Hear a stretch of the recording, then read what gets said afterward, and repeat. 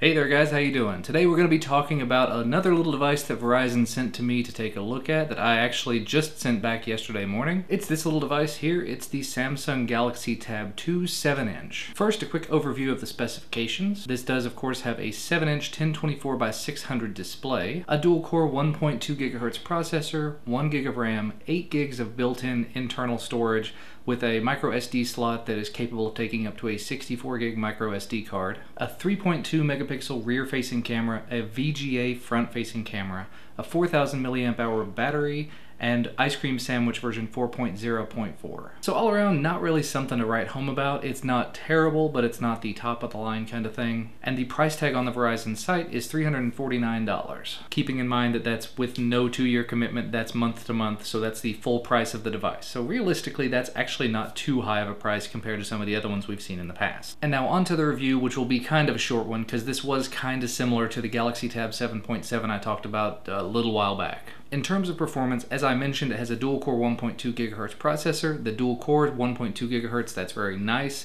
Like I said, it's not the top of the heap, so you're not going to be playing the absolute latest and greatest, fastest 3D games.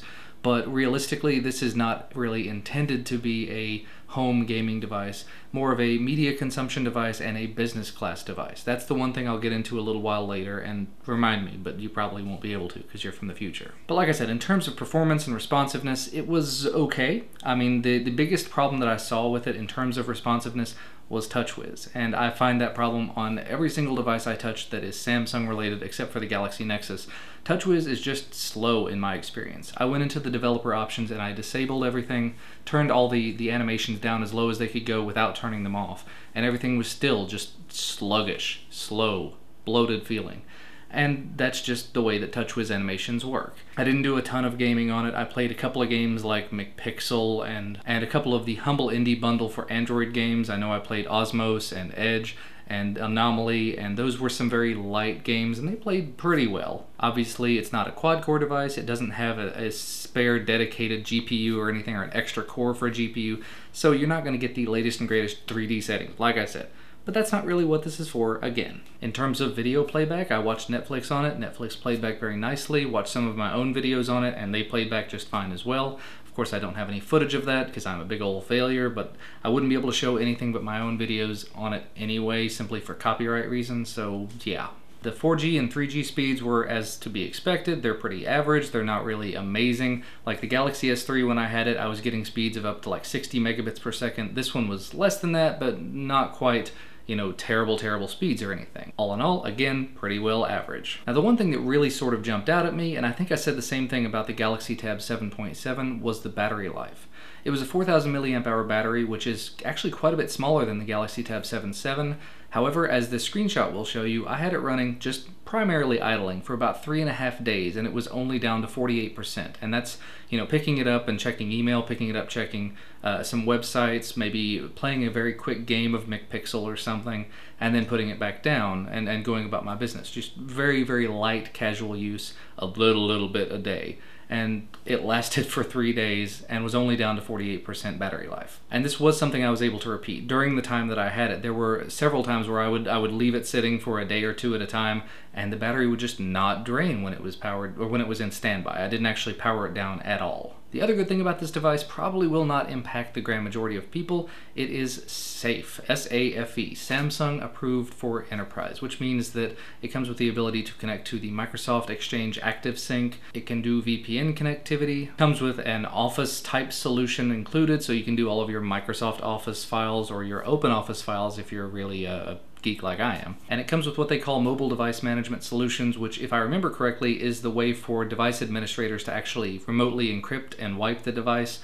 Do feel free to correct me if you know anything about it, because I didn't spend a whole lot of time on it. Another very cool feature I saw about it was the Bluetooth 4.0, but I don't have any devices that are Bluetooth 4.0 compatible, so I didn't have any way to test it. Honestly, I think I've only got one, or I've got mobile devices that are Bluetooth capable, but I didn't think to try to pair them like that, and I don't have any Bluetooth peripherals or anything to use with it either, so I was kind of up a creek there. And because I do always talk about it, in terms of the camera, it was pretty much disappointing. I know it's a tablet, you're probably not going to use it for cameras, but you might use it for video chatting or something.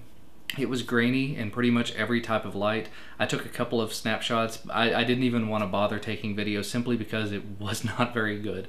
Even in the kind of lighting I use in here, which is not amazing light, but it's a lot of lighting. With some other mobile devices, I've gotten some very nice video and very nice pictures with these lights on. With the Galaxy Tab 2 7-inch, I did not. I got lots of grain, I got lots of blurriness. It actually didn't want to focus for me. It may have been a setting or something that I missed, but you're supposed to be able to tap on something to focus, and it just refused to do it. So not very useful for a camera. And like I said, you're probably not going to use it for a camera, but if you are looking for a device with a camera, this may not be the one for you. I guess the last thing to just kind of throw out there in passing, like the previous Galaxy Tab 7.7 I mentioned, they have the IR blaster included on this with the Peel remote software. Didn't even take the time to use it simply because I used it on the Galaxy Tab 7.7 and it was okay. It was not amazing. It wasn't something that was going to change my life or anything. It's very cool. It's very one-time use kind of thing. Show your friends that you can control IR-based devices with your tablet. That's awesome.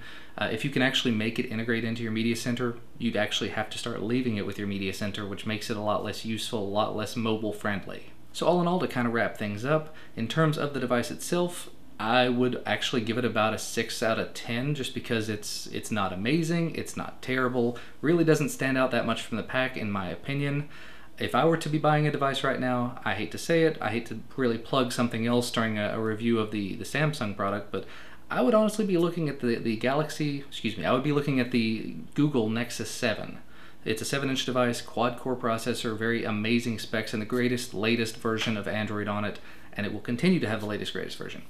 Biggest difference there is it does not have a rear-facing camera, and it does not have 4G connectivity. So if those are two things that you value, this may be a good alternative for you. But for $350 versus the $200 or $250 of the Nexus, you can probably find for, I don't know, $100 a 4G compatible Wi-Fi, MiFi thing, or a dongle or whatever, or even add tethering to your smartphone, your other devices of some sort, and not have, a device that's kind of intermediate. You'd have a device that's amazing, the Nexus 7.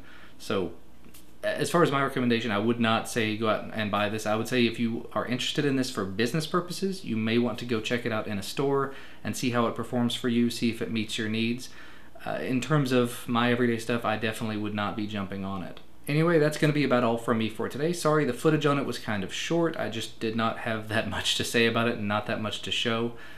But that's going to be all from me for today. Again, thank you so much for watching, and I will see you next time.